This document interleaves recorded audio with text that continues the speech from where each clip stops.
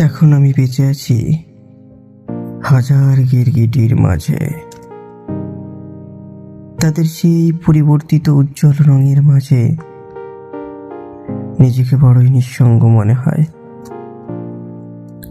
বোধহয় নিজের এই রং পরিবর্তনে সামিল না হওয়াটা আমার স্থায়ী বেদনার কারণ। গিরগিটির বুকের নিচে কচি ডালের ভেতর আমার লুকানো অস্তিত্ব। পরিবর্তিত রঙের খেলায় যদি নিজের নামটা লেখাতে পারতাম, তবে আধুনিক উপকরণে উপযোগী হয়ে উঠতাম। হয়তো অজ্ঞাত যে কারণে তুমি আমায় ভালোবাসলে না, সেই ভালোবাসা পাওয়ার জন্য এত ছটফট হতো না।